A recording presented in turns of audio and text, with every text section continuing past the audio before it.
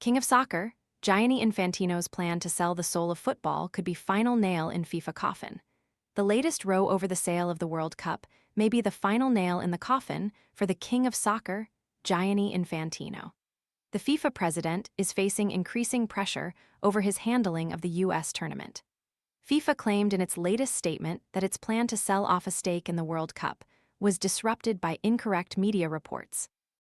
But that cut no ice with the English FA, European nations, and the Asian Football Confederation. Love watermelon but hate the sticky cutting mess? This compact 2-in-1 tool slices neat cubes and flips into a retractable fork for easy serving at parties, picnics, or home. Want to get the best verified deal and see full details?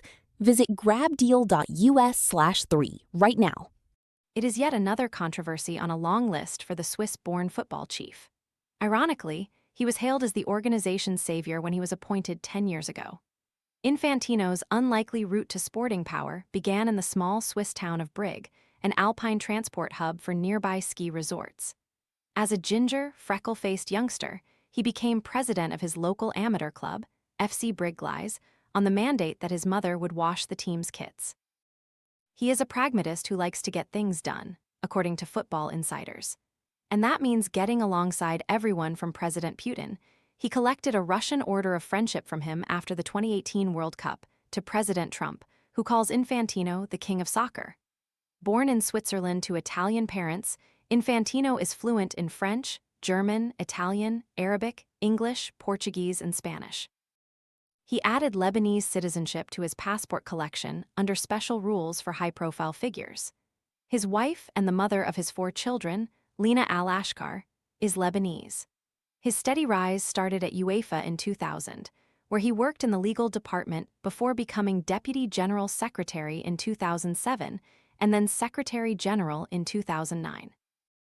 After Michel Platini was undone by scandal, Infantino, his former right-hand man, was thrust forward for the role. He started his tenure with a low profile, flying to one early meeting on EasyJet. At this summer's World Cup, he crisscrossed countries on a Qatar Airways private jet.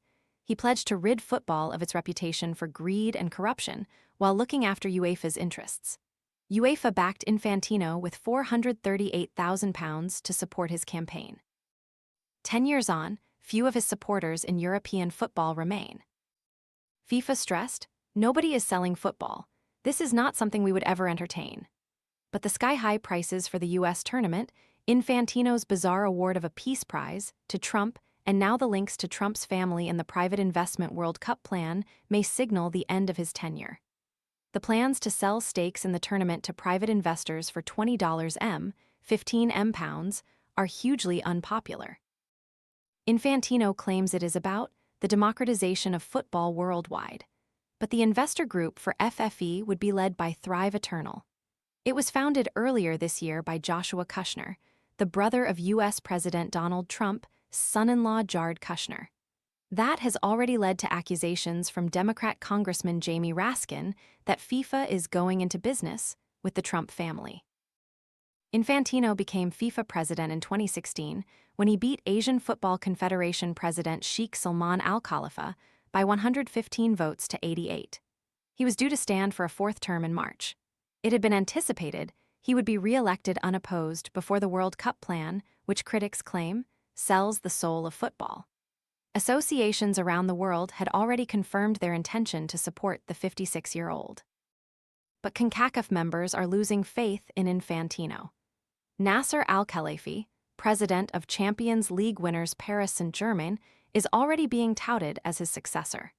Former UEFA chief executive Lars-Christer Olsen told the BBC that Infantino has overplayed his hand and his position could be in trouble. When asked if Infantino should be removed from his role, Olsen said, "I think that should be a new start for football." Infantino opened the Qatar World Cup by saying, "Today I have strong feelings. Today I feel Qatari, I feel Arab, I feel African, I feel gay, I feel disabled, I feel a migrant worker."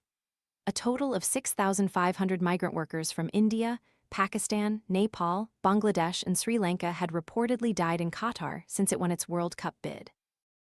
Infantino added, "We have been taught many lessons by Europeans and the Western world. For what we have been doing for 3,000 years, We should be apologizing for the next 3,000 years before giving moral lessons. Fans around the world criticized his speech. Plans to stage the 2030 World Cup across 3 continents, Africa, Europe, and South America, and the 2034 tournament in Saudi Arabia attracted yet more controversy. Norway's Football Federation abstained from the process and argued the bidding process undermined FIFA's reforms for good governance and challenged trust in FIFA. In May 2024, it was revealed Infantino received a 33% pay rise, determined by an independent committee upon his re-election the previous year. It took his base salary from 1.95 m Swiss francs, 1.7 m pounds, in 2022 to 2.6 m Swiss francs, 2.3 m pounds. On top of that, he was due an unchanged bonus of 1.65 m Swiss francs, 1.5 m pounds. Infantino, who was earning about £1 and 3 pence m when first elected in 2016, is now close to Blatter's final annual salary. Infantino handed Trump the controversial FIFA Peace Prize. Within a week came the announcement of high ticket prices for the finals. Then he had to apologize after saying it was really special.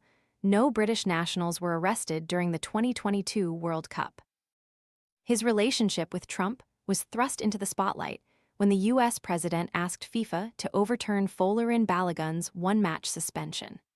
USA forward Balogun was sent off during the last 32 tie against Bosnia-Herzegovina, but was cleared to feature in the next round after an unprecedented intervention from Trump, which drew widespread criticism.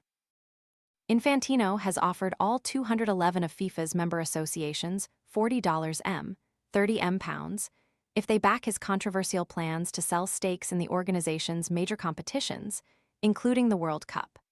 After being re-elected unopposed in 2019 and 2023, he is approaching another election year in 2027.